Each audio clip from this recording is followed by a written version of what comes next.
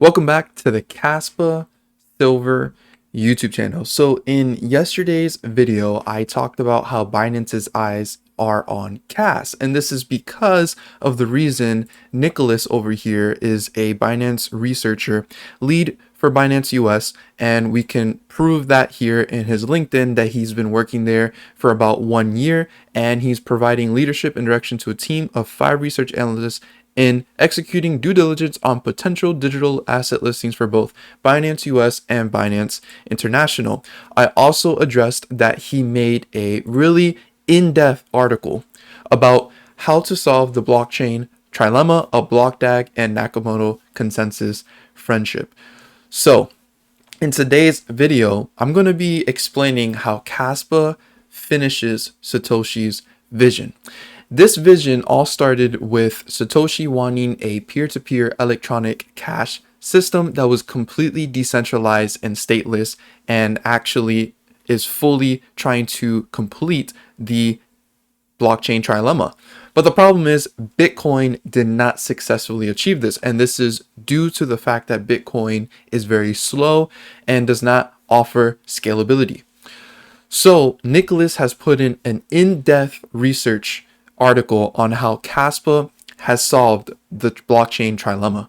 And I'm going to go and kind of just recap the whole entire article and just go in depth into it. And I hope you guys enjoy it. It's going to be a pretty much deep dive video here. So just sit back, relax, and let's get straight into it. So whatever is highlighted, I'm going to try to read and then skip over all of the unnecessary stuff I don't want to keep adding, because this can be way longer than it needs to be. So we're just going to try to hit the main points of this article because he did a really great job. So let's take a look here.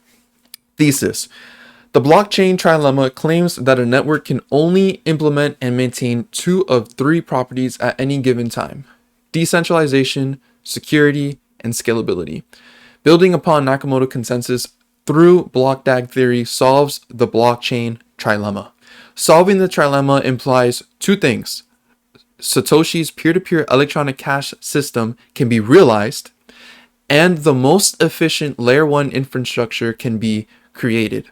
Nakamoto consensus alone cannot efficiently handle orphan blocks and is limited by a synchronous model, limiting its scalability and security. However, I will show how Blockdag theory unlocks the full potential of Nakamoto consensus.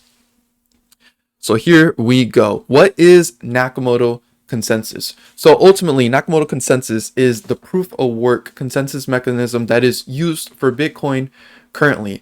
And this proof of work is proven to be very secure and able to combat cyber attacks, an attack where one or few gain disproportionate influence over decisions made in the network by obtaining an abundance of computing resources.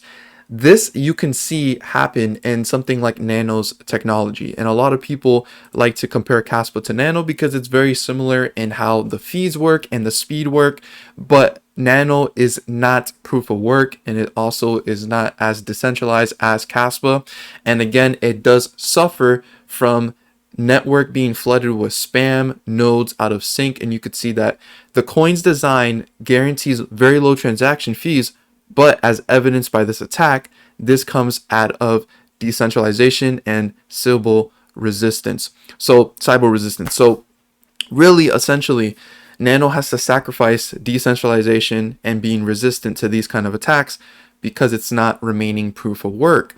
And that's why Bitcoin is able to be resistant to these kind of attacks, because it is proof of work.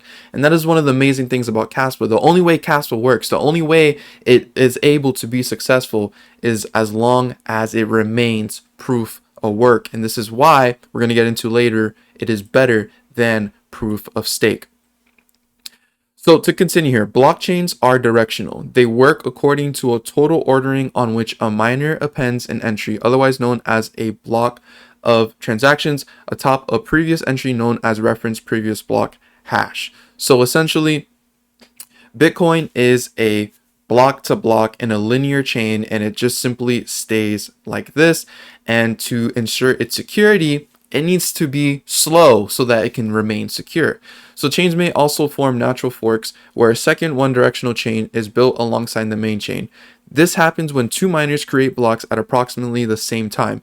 When forks occur, the previous chain known as an orphan chain is no longer useful as the network decided to move forward with the chain.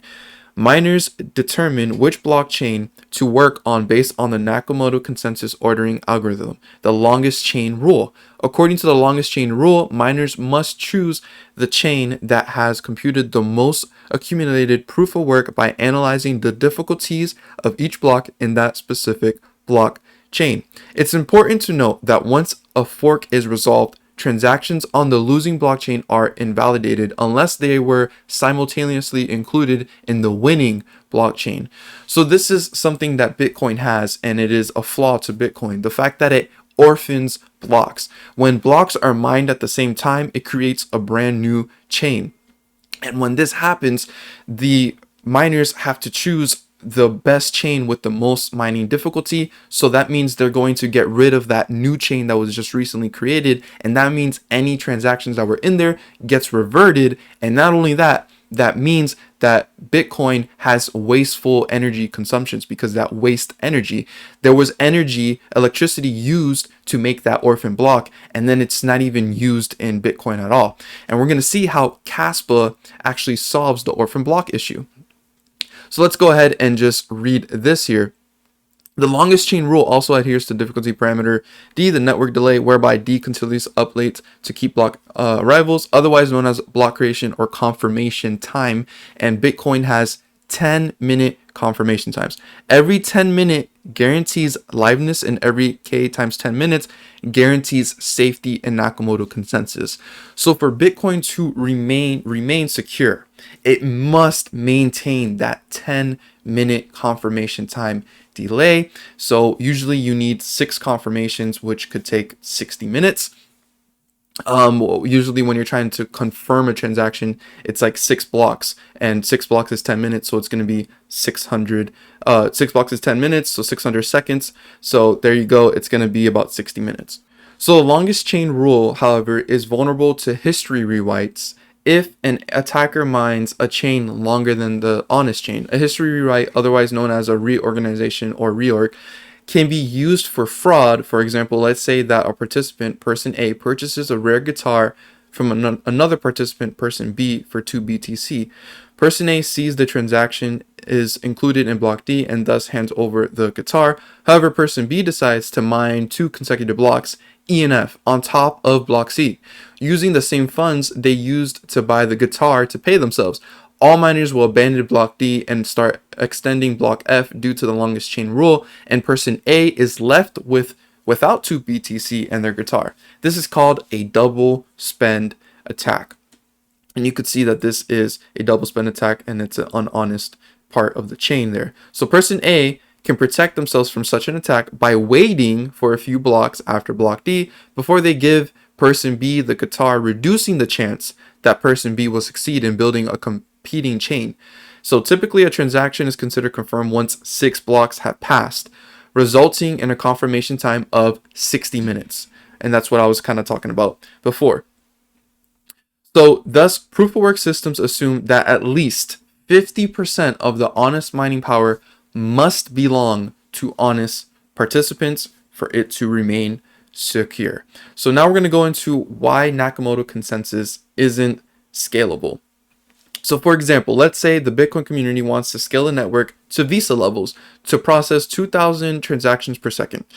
Bitcoin current throughput is about 7 transactions per second due to its current block size of 2 megabytes. Thus, Visa levels would require a block size 285 times larger, equaling 570 megabytes, with a network delay of 285 seconds. Assuming the network delay is linear and a block creation rate of 1 block every 600 seconds, which is 10 minutes, there is a 285 divided by 600 equal to 0.475% chance that another block will be created, meaning almost 50% of the blocks will belong to forks. This allows an attacker to maintain a reorg attack simply by creating blocks faster than the main chain. Why? Because when an attacker sees a fork trying to be resolved, causing a temporary slowdown for the main chain, the attacker will use that time to outrun the main chain to create a longer chain known as selfish mining.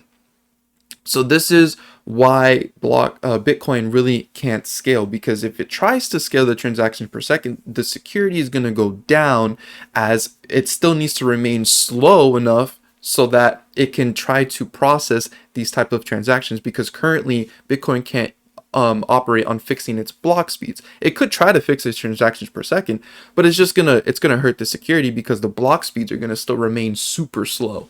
So as we continue here, we're going to get into predecessors to block DAG, Ghost, and inclusive protocols. So Ghost. This all starts with Ghost. And if you've seen my previous two-part series video on, I believe it's titled somewhere along the lines of Kaspa ignites reevaluation of other crypto investments. That's a two-part series, and I go basically into the history of all the protocols.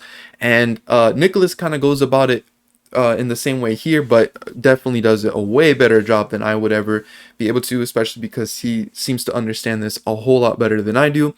So I'm going to just kind of run down everything that he talks about, because there's a lot of really cool, interesting things in this. So Ghost, the greedy, heaviest observed subtree, paved the way for block DADs as it resolved forking conflicts by using forks for the protocol's advantage, thereby increasing throughput and security, as attackers can no longer outpace the network.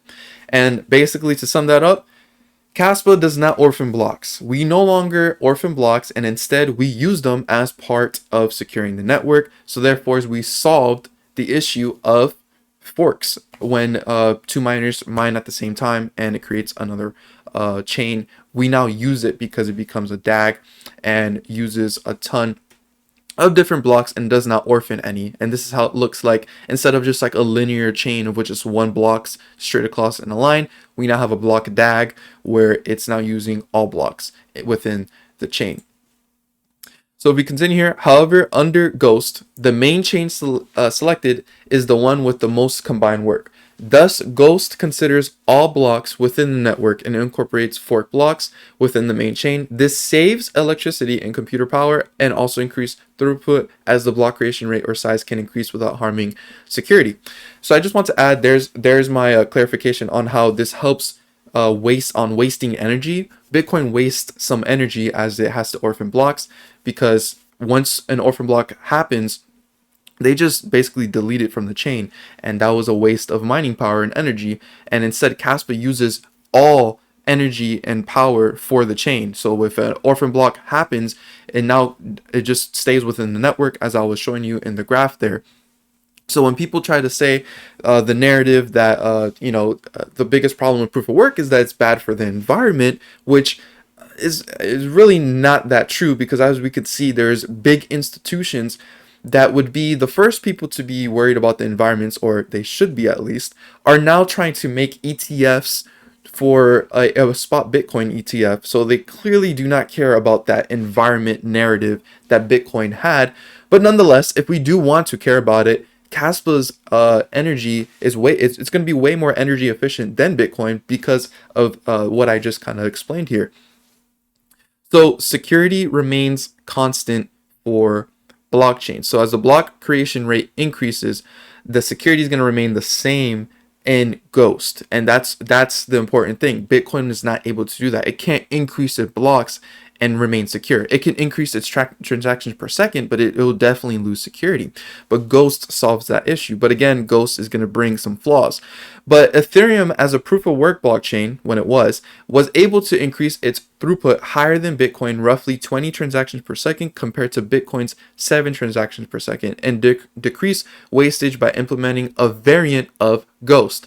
And what is Ghost? So Ghost is the protocol that was made by Jonathan and Aviv back in around 2013.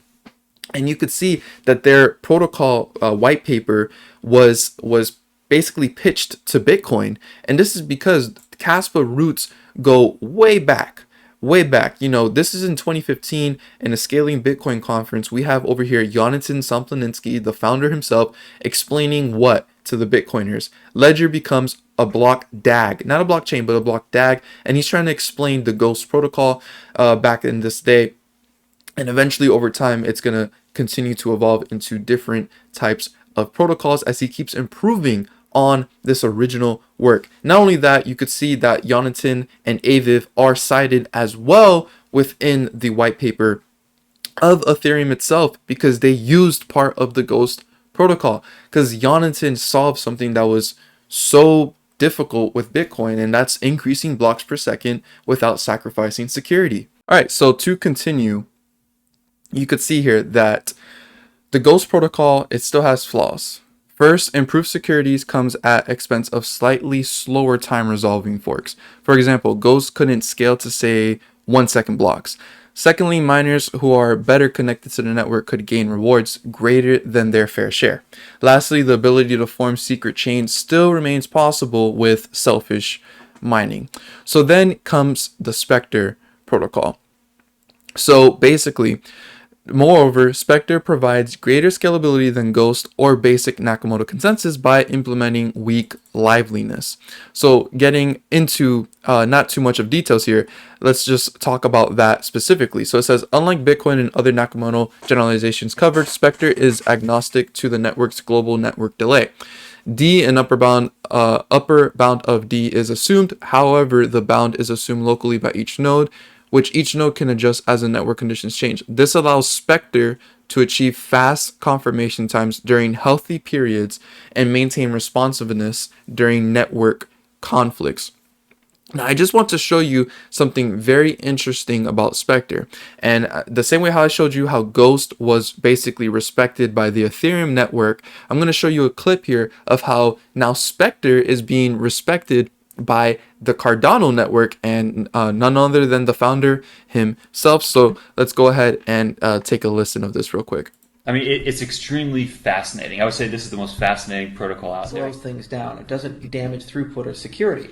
So this was a line of research that started in Israel under two people, Avi Zohar and Yonatan Samopinski. What year did that come out? And the first paper was called Ghost, and it came out in 2013. And actually, we included Ghost, a version of it, in the Ethereum protocol. Mm-hmm.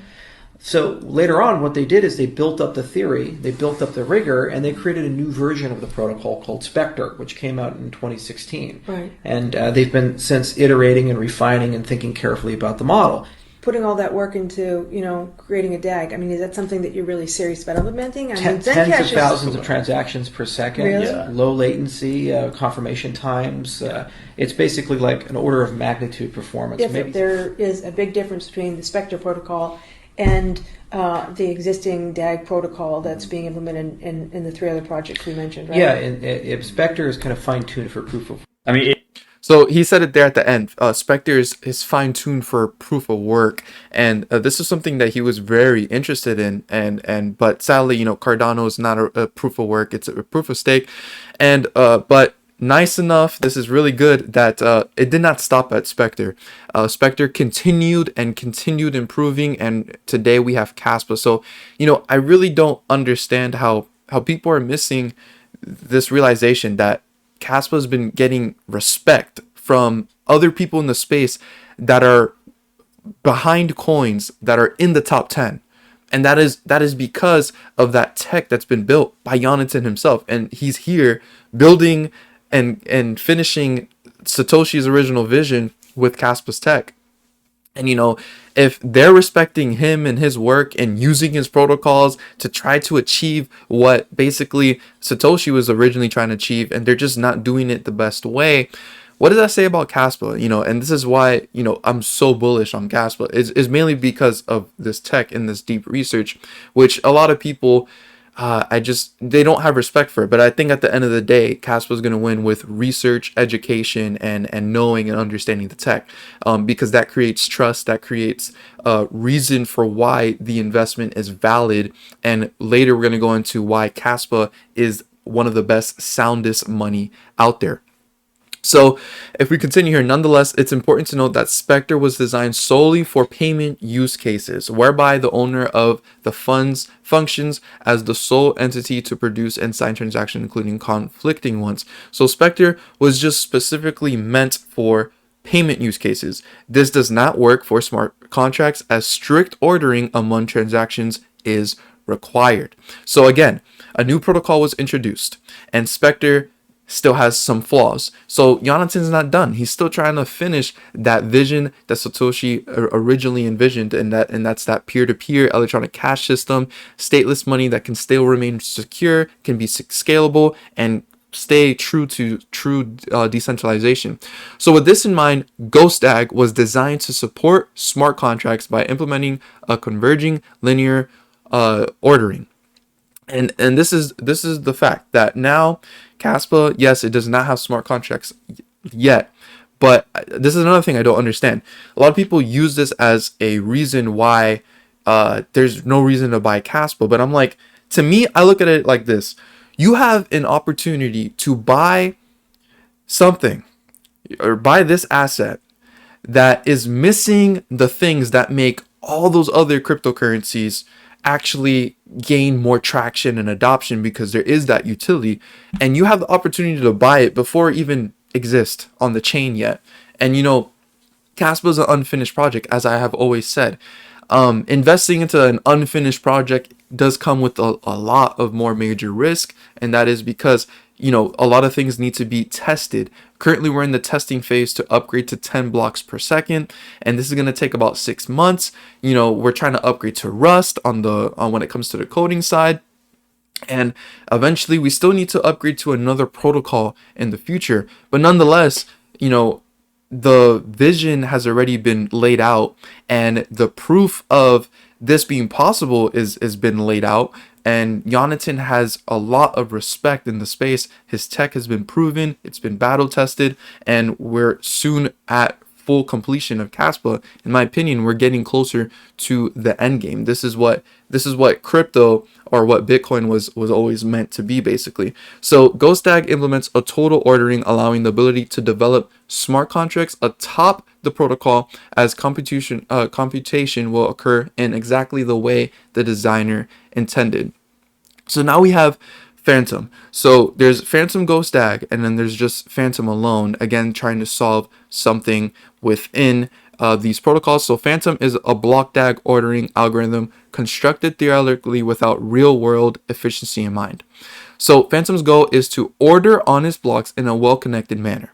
Since honest nodes aren't withholding blocks and communicating with one another, their computational work should be well connected. So we continue going down. Moreover, Phantom does not work in an incremental manner. Whenever the DAG updates, the entire computation must be restarted, requiring the storage of the entire DAG structure. So Phantom basically finally introduces the block DAG and ordering blocks in a type of DAG, first to be seen in the space, pretty much in this kind of way, unlike the other stuff that are similar to DAGs, but they're proof of stake and they're not proof of work. And Phantom, it still needs to be finished. And to fix the issue with Phantom is the problem of storage. GhostDAG and its linear ordering comes into play, and GhostDAG functions as a greedy variant of Phantom, allowing a practical approach for adoption. So if we continue down here, moreover, to ensure additional security against freeloading, GhostDAG implements a pruning mechanism whereby data over 3 days is purged from the network, decreasing the likelihood of a 51% attack, as attackers have a very limited history for exploiting. So to solve the security issue for GhostDAG that it has, or what Phantom had also when it comes to the data, GhostDAG introduces pruning, whereby it just removes data, and that's why when you run a node, it's only keeping history of the past 3 days. So now we still need one more protocol, and this is the protocol that has not yet been implemented into Kaspa and is soon going to come, but the white paper is finished and it's currently about to start development very soon. But here we go. GhostDAG issues are resolved by DAGNight, and DAGNight pretty much is end game. This is the protocol to beat all protocols and to solve all of Bitcoin issues. And as we continue here, GhostDAG achieves the same security as Bitcoin while also achieving liveness and safety, but without any constraints on the block creation rate. Moreover, it affords nearly immediate confirmation times in the order of seconds. For example, Kaspa, built according to GhostDAG, achieves 10 blocks per second, or roughly 3,000 transactions per second. So for example, GhostDAG's upper delay bound is set to 10 seconds, thus given A and B. If latency increases to 12 seconds for a period, a 45% attacker could take over the network. If latency increases at 60 seconds, a 25% attacker could take over the network. It's important to note that this holds for all proof of work chains.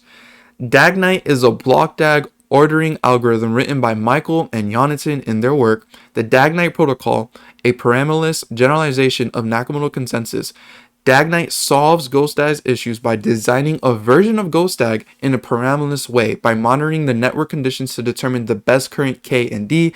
In other words, instead of guaranteeing 10-second confirmation delay, the confirmation time adapts automatically by improvement in minor network conditions and optimizes in the block validation algorithm. In other words, it can resist 50% attacks without relying on network latency assumptions. So GhostDAG forces the network to stay 10 blocks, or confirmation times to stay at 10 seconds. So therefore, now with DAGNITE, a margin of error is not required, because if network conditions degrade, confirmation times will automatically increase to compensate. Moreover, this allows DAGNITE to adjust block confirmation times according to real-time network conditions. For example, when the network's adversarial latency is low, DAGNITE's ordering converge immediately allows clients to confirm transactions within a few round-trip times. On the other hand, when the network is slow and clogged, the orderings converge and the confirmation of transactions take longer. So ultimately, DAGNITE is allowing for Kaspa to scale to basically internet speeds. That is the goal, to be fast as the internet, lightning fast, and almost as if solving the lightning network, which it essentially has already done this without DAGNITE. But it's going to solve the lightning network being able to have speeds that are internet speeds of, when I click send, it should pop up and confirmed instantly. So conclusion, and this is how the blockchain trilemma is solved, and this is the best part of the whole entire article, I feel like. So some may argue that Nakamoto consensus, namely the Bitcoin protocol, doesn't need to scale, as the cryptocurrency is meant to be held as a store of value. And this is true. The narrative has shifted for Bitcoin. It's no longer really needed to scale, and it's more of, this is like a digital gold, and they'll tell you scaling comes in layers, but really it doesn't come in layers. When you scale in layers, it just introduces more problems, and it just becomes more difficult for users to adopt and stuff like that. So it's much better just using it as the base layer. I don't really care for anything else on Bitcoin. I look at it as a digital gold, and I rather just hold it like that. So this argument is not ridiculous, as it serves an alternative to gold and silver. Nonetheless, if we want to fulfill Satoshi's vision of a peer-to-peer electronic cash system, it must scale, as nobody will want to wait once 6 blocks have passed, which is 60 minutes, to purchase something. Moreover, it has been shown that original Nakamoto consensus cannot scale due to its synchronous nature and its conflicts arising from forks. However, it has been shown that generalized Nakamoto consensus can. The block DAG protocols summarized above, namely Ghost, Spectre, GhostDAG, and DAGNITE. So Nakamoto consensus can actually be used to solve the blockchain trilemma completely, and this has come about through all of these protocols that Jonathan has been behind since the beginning, and now Kaspa exists. So one may ask, why keep proof of work in mining to fulfill Satoshi's payment vision and develop a layer 1 blockchain? Or more importantly, why solve the blockchain trilemma using generalized Nakamoto consensus, as solving the blockchain trilemma achieves both A and B? The answer is the generalized Nakamoto consensus achieve high levels of decentralization and security, especially compared to proof of stake and other tolerant protocols. What original Nakamoto consensus lacked was scalability, and that is so true. The original protocol for Bitcoin was pretty much perfect. It was super good, decentralized and secure. That's what you want, but the scalability was the only thing lacking. And now all these 99% of other cryptocurrencies are trying to solve the scalability issue by becoming proof of stake, which then sacrifices your decentralization and a lot of times sacrifices your security. So it's already been shown that generalized Nakamoto consensus is scalable. Therefore, if we can demonstrate that generalized Nakamoto consensus, namely block theory, is decentralized and secure, we can solve the blockchain trilemma. So decentralization. This is the first part of the trilemma. You need to be decentralized, and this is what 99% of other cryptocurrencies lack.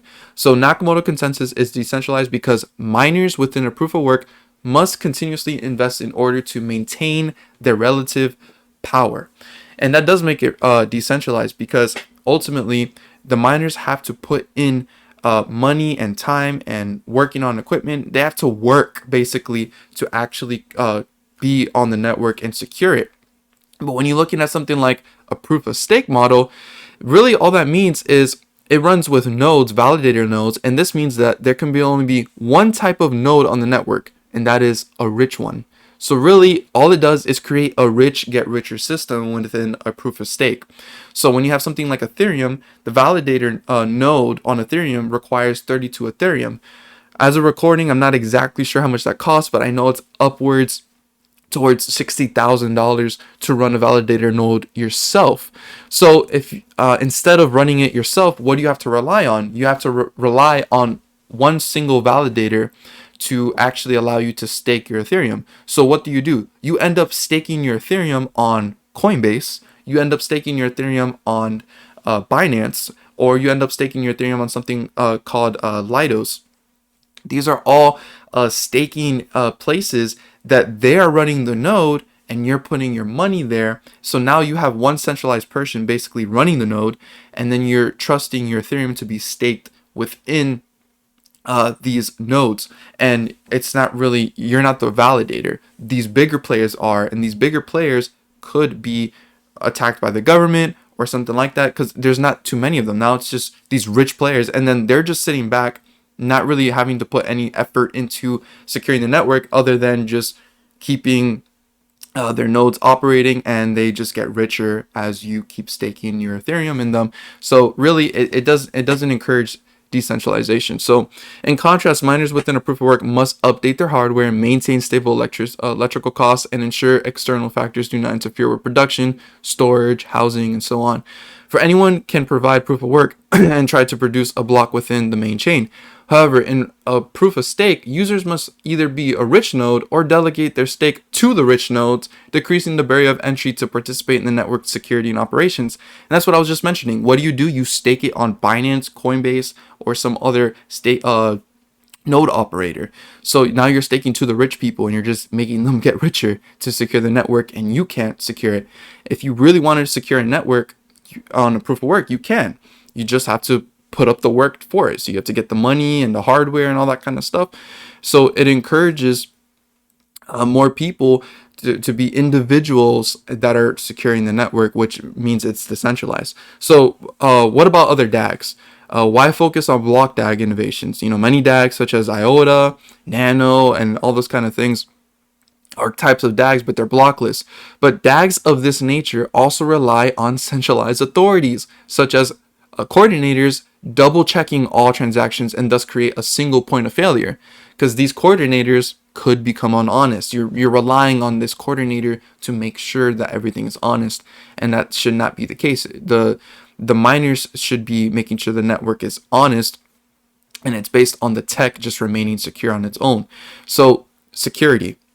Nakamoto consensus is secure as it has a security threshold of 50%, meaning that an attacker must have at least 51% of the network's hash power to overcome the network.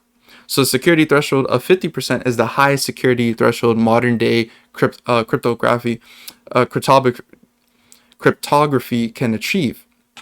Compare to tolerant and proof of stake protocols, which are only resilient to attacker achieving 33%. So this is because proof of work creates harder, sounder money, as its value is anchored to markets beyond itself and an objective physical grounding such as electricity, computing hardware, and warehouses situated across the globe. You see, proof of work creates sounder money because it's anchored to physical things in the world, whereas a proof of stake model is just anchored to a validator node who's just some rich dude that's some very easy hardware that you just set up. You just lock away your Ethereum and you are a validator. And now you let the people who are not that rich keep paying you money so that they can get their promised 5%, 4% APY on the network. And really, it's just not decentralized and it's at all. And for sure, it's not that secure as proof of work could be. So some criticize proof of work's reliance on electricity as a possible security concern, not to mention a burden to the environment. This is a justified concern, but current research in optical proof of work, otherwise called as OPOW, alleviates this concern. Optical proof of work is a paradigm shift to lower operational costs such as electricity, known as OpEx. And this is something future that's going to be coming onto Kaspa, because being CapEx heavy, on the other hand, means the miner's investment protects the system by locking them into the system without burning their investment with every new block mined. So moreover, a larger cache of specialized security hardware is maintained, increasing the barrier to attack. Optical proof of work therefore utilizes optical ASICs, which use very little energy to run. This is why ASICs should be always a path of proof of work. If you want to stay secure, you want to be the most soundest money, you have to move over to ASICs so that you could secure the network and it can actually be trusted and continue to support adoption at a larger scale. These proof of work currencies that want to stay ASIC resistance are gonna limit their capability of being able to scale on like a global kind of layer. And this is why Kaspa is not here to just be average. It's actually here to scale on a huge global kind of layer and making crazy revolutionizing the tech in the space, really. So some may argue that ASIC mining increases centralization due to their hash power dominance over GPUs and CPUs.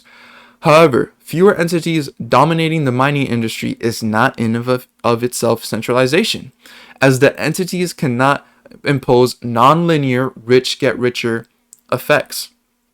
So as long as the entities that are miners, and it may be way lower, it doesn't mean that it's centralized, because these entities are not getting rich. They're not getting richer basically simply by having the mining ring and controlling all of the ASIC mining, because again, they still have to operate the hardware, work on it, make sure it's updating and all that kind of stuff. Unlike, again, these validator nodes on the Ethereum network, for example, they themselves literally just sit back, relax, and just use your money that you're staking on Ethereum to just get richer, and it just gets a rich get richer kind of scheme. So lastly, the scalability, and this is where Kaspa finally completes the blockchain trilemma. Nakamoto consensus full potential is unlocked when it is discovered how to build it without scalability limitations, as scalability solutions simultaneously increase security. So in conclusion, block DAG theory as a generalization of Nakamoto consensus therefore achieves high scalability. Even more so, scalability is achieved while increasing the security of original Nakamoto consensus and maintaining its decentralization. Thus, we can say the blockchain trilemma is solved. So I hope that after all of that, you can understand a little bit better on how Kaspa solves the blockchain trilemma correctly. A lot of these other cryptocurrencies try to tell you, people on there try to say they already solved the trilemma, they already solved it, but they haven't. They're not decentralized. They sacrifice decentralization. If you're proof of stake, you pretty much lost at trying to solve decentralization, which is part of the trilemma. So after all this, I hope you guys enjoyed this video, and just know that basically Bitcoin is the digital gold in the space. That's where it's sitting at right now, but Kaspa is aiming to be the digital silver. So if you guys are new around here, like the video. If you guys stuck around to the end, please leave a comment down below and let me know what you think. Subscribe to the channel if you guys are new around here. And if you really did enjoy that, consider joining the Patreon and supporting my channel and the work that I do here. You get access to my private Discord, weekly Kaspa giveaways. And not only that, you could have got access to this video before it went live, and you could have been the first to watch it before everyone else. So if you guys do want to consider supporting me, the link will be down below. So as always, don't be average, be different.